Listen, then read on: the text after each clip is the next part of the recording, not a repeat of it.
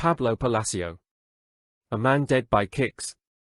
When intolerance towards difference turns into violence. After reading a story in the Red Chronicle of the Diario de la Tarde afternoon newspaper, a citizen who claims to be interested in justice starts an investigation that leads him to some answers. From the first reading in the press to the final reconstruction of the facts based on the speculations of the investigator, the story will show various topics, for example, media manipulation, desire, shame, and the fears of an intolerant and violent society. By Fernando Shell. A Man Dead by Kicks is a short story by Ecuadorian writer Pablo Palacio, lawyer, Ecuador, February 25, 1906, Guayaquil, Ecuador, January 7, 1947. This story is homonymous to the book published in 1927 by the Universidad Central's editorial in Quito.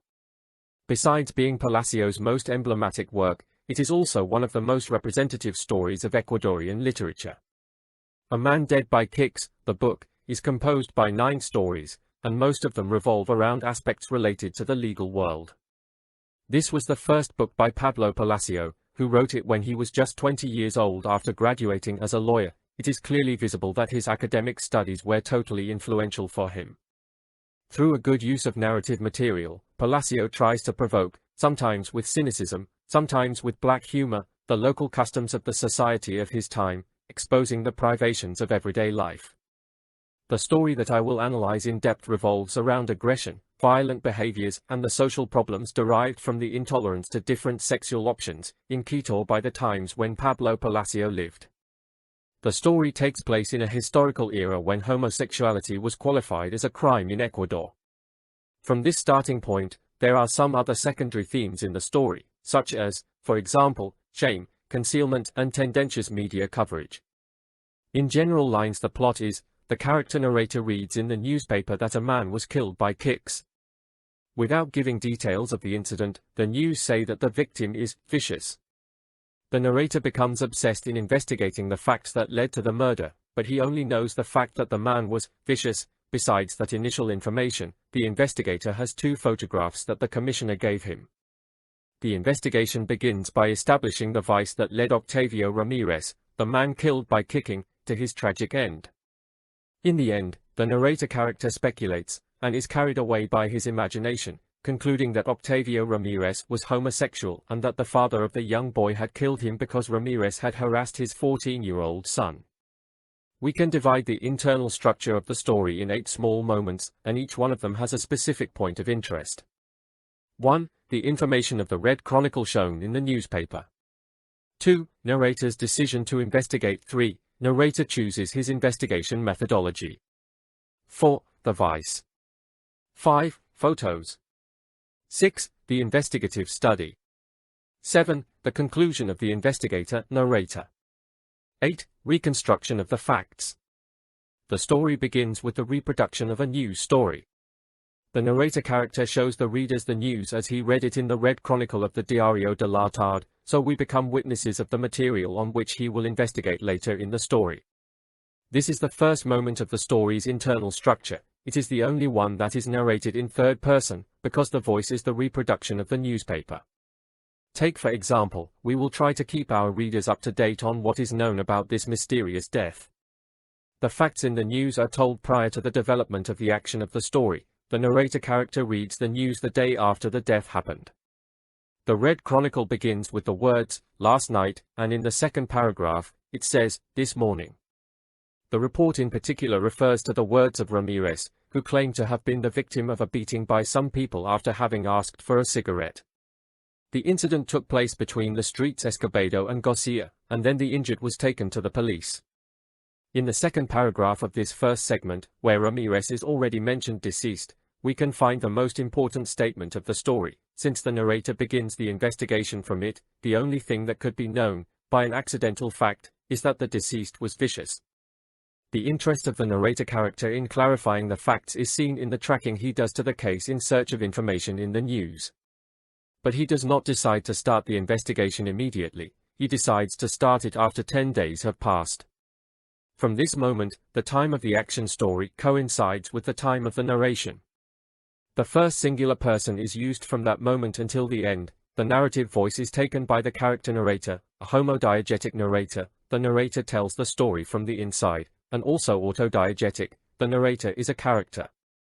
The narrator is determined to find out, without leaving his home, the reasons that moved some guys to attack another person by kicking.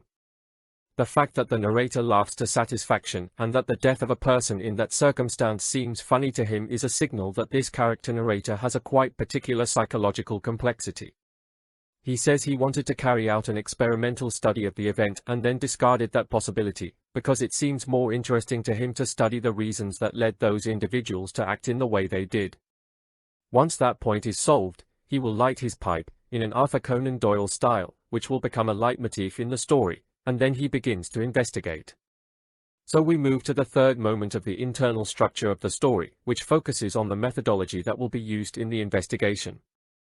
The character narrator is partial to the inductive method, which starts from the least known to the best known information, because in reality he knows little of the fact he wants to investigate, a very good reason to not try to deduce. The character narrator is determined to investigate, but even after having chosen the methodology, remains paralyzed for a moment without knowing what to do. After reading again the Diario de la Tarde, on January 13th, he notices the fundamental fact, the only thing that could be known, by an accidental fact, is that the deceased was vicious. The interpretation of this data, which the investigator seems to have resolved intuitively at the end of this fourth moment, will unleash the following events of the story. The fifth moment of the story focuses on the search for the truth, and the two photographs are important here because those pictures, and the fact that Ramirez was vicious, are the only elements that the character narrator has to carry out the investigation. The scenery changes, the action takes place in the 6th police station, but the commissioner, apart from providing the photos, does not help with the investigation because it does not give concrete answers about the characteristics of the deceased. In the 6th moment we witness a new change of scenery. The action returns to the house of the character narrator. There, he locks himself in the studio, lights his pipe back on and focuses on the analysis of the photographs. After reviewing repeatedly both pictures, he makes a drawing of the deceased that has feminine characteristics, and that is the moment when he confirms which was his vice. This leads him to insist that Ramirez was in fact a bad person, showing again the psychological complexity of this character. This moment ends with the words of the protagonist, repeating the central question of his investigation, I tried.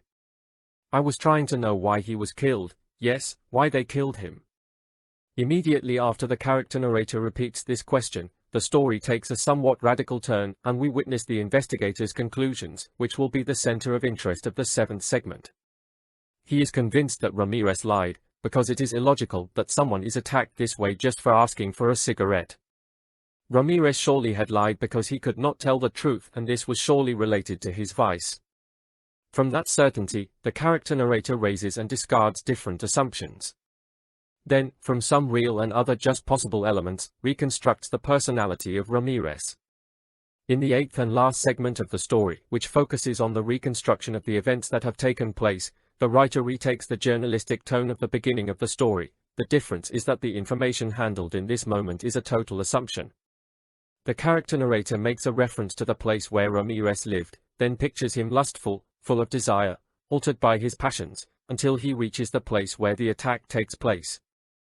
Ramirez, victim of his needs, after flirting with some men with whom he meets fortuitously, seeks to satisfy his desires with a 14-year-old boy.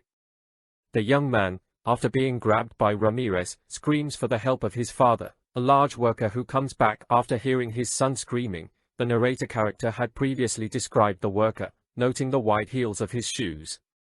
After questioning and insulting Ramirez, the worker kicks him 3 fatal times. In this last segment, the complex psychology of the character narrator, who found the story funny the first time he read it and got angry with Ramirez when discovered what his vice was, gets on the side of the aggressor and enjoys the cruel attack, which ultimately leads to the death of Octavio Ramirez.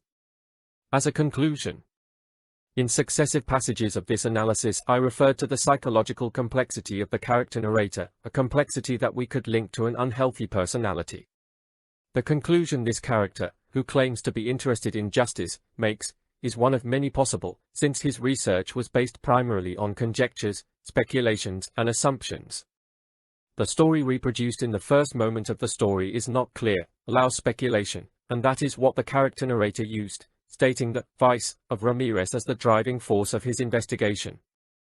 The brilliance of Pablo Palacio in this story, besides the creation of that complex and particular character narrator, can be seen in the way he transmitted the desires, passions, and torments of Ramirez, the fear of the 14-year-old boy and the anger of his father, the worker from Quito.